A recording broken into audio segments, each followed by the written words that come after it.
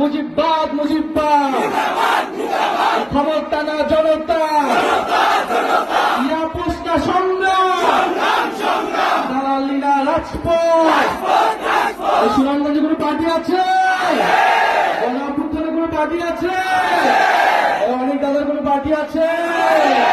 সুমন রাজার কোনো পার্টি আছে?